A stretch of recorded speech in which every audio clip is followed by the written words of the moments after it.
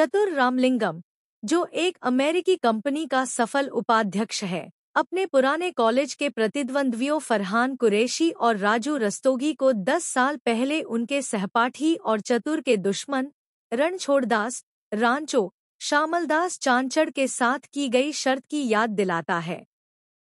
चतुर एक प्रसिद्ध उद्यमी फुनसुख वांगडू के साथ एक व्यापारिक सौदा करने के लिए भारत लौट आया है। तीनों शिमला में रांचो को खोजने जाते हैं और दिल्ली में imperial college of engineering ice में बिताए अपने समय को याद करते हैं। रांचो कॉलेज में सीखने के लिए जुनूनी था और अक्सर कॉलेज के सख्त निदेशक डॉक्टर वीरू सहस्त्रबुद्धे वायरस से भिड़ जाता था।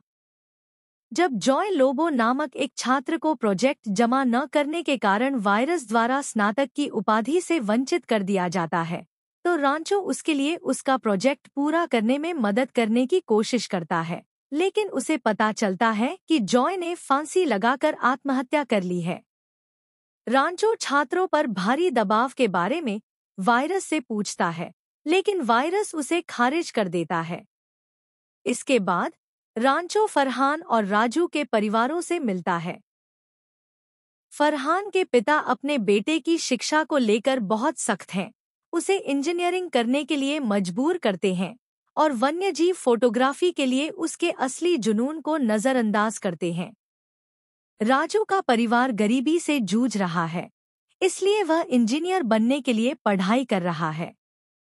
उस रात रैंचो, फरहान और राजू एक शादी की पार्टी में घुस जाते हैं, यह नहीं जानते हुए कि यह वायरस की बेटी मोना की शादी है।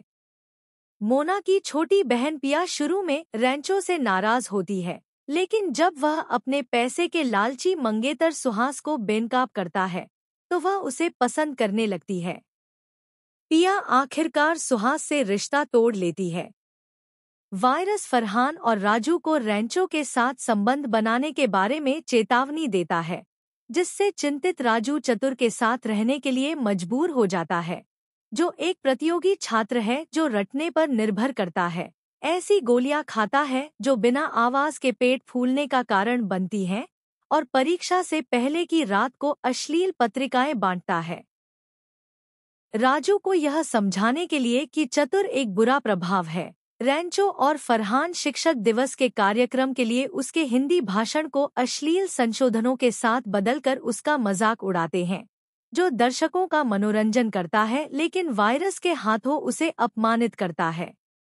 इससे क्रोधित होकर नशे में धुत चतुर रैंचो से भिड़ जाता है और उसे चुनौती देता है कि वह देखे कि 10 साल बाद कौन अधिक सफल होता है। अपनी अंतिम परीक्षा से पहले पिया चतुर के भाषण को बदलने के बारे में रैंचो से बात करती है और वे दोनों जानते हैं कि राजू के पिता को दिल का दौरा पड़ा है। रैंचो और पिया उसे अस्पताल लाकर बचाने में मदद करते हैं। तीनों अपनी परीक्षा देते हैं, केवल यह जानने के लिए कि रैंचो ने टॉप किया है।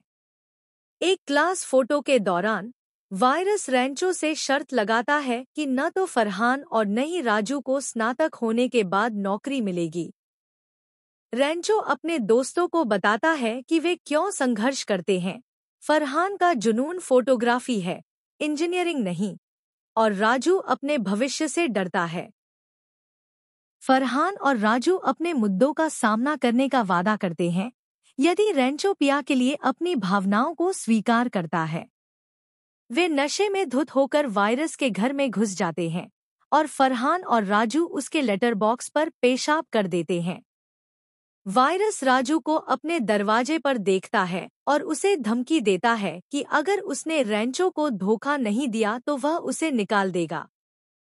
अपने परिवार को निराश नहीं करना चाहता या रैंचो को धोखा नहीं देना चाहता, राजू आत्महत्या का प्रयास करता है लेकिन बच जाता है और महीनों तक लकवाग्रस्त और लगभग कैटेटोनिक रहता है, जिसके कारण वायरस निष्कासन को रद्द कर देता है।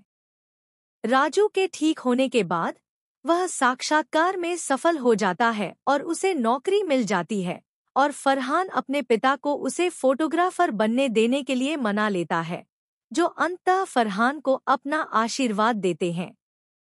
राजू की सफलता से अपमानित वायरस राजू के लिए एक कठिन परीक्षा निर्धारित करता है ताकि वह असफल हो जाए, ताकि वह नौकरी का दावा न कर सके।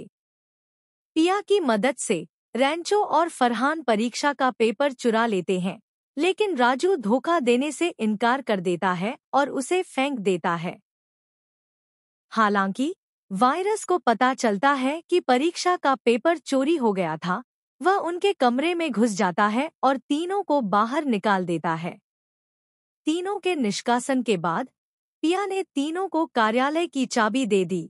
आखिरकार अपनी बड़ी बहन मोना और उसके पिता से यह खुलासा करके सामना किया कि उसका भाई, जिसके बारे में माना जाता था कि वह एक ट्रेन दुर्घटना में मर गया था, वास्तव में उसके पिता द्वारा इंजीनियर बनने के दबाव के कारण आत्महत्या कर ली थी, क्योंकि वह एक लेखक बनकर अपने सपने को पूरा करना चाहता था, लेकिन केवल एक सुसाइड नोट लिखने के लिए। एक तूफानी रात में गर्भवती मोना प्रसव पीड़ा में पड़ जाती है, जबकि वह अस्पताल नहीं पहुंच पाती, लेकिन रैंचो, फरहान और राजू की मदद से सफलतापूर्वक अपने बच्चे को जन्म देती है। वायरस कृतज्ञता में तीनों को माफ कर देता है, सम्मान के तौर पर अपना स्पेस पेन रैंचो को दे देता है। ग्रेजुएशन के दिन के बाद रैंचो गायब हो जाता है और अपने दोस्तों से संपर्क तोड़ देता है। वर्तमान में फरहान, राजू और चतुर शिमला पहुंचते हैं और अपने पिता के अंतिम संस्कार में पहुंचने के बाद पता लगाते हैं कि असली रणछोड़दास एक अलग आदमी थे। जब फरहान और राजू अपने दिवंगत पिता की अस्थियों को शौचालय में बहा देने की धमकी देते हैं, तो असली रणछोड़दास बताते हैं कि उनका दोस्त छोटे था, जो चंछड़ परिवार के माली का बेटा था, जो रणछोड़दास की जगह शिक्षा प्राप्त करने और उनके लिए डिग्री हासिल करने के लिए आया था। वह उन्हें छोटे का ठिकाना बताता है और खुशी खुशी लद्दाख में अपना पता देता है। रास्ते में वे मनाली में सुहास के साथ पिया की शादी में खलल डालते हैं और उसे अपने साथ शामिल होने के लिए मना लेते हैं। लद्दाख में उन्हें छोटे द्वारा संचालित एक स्कूल मिलता है।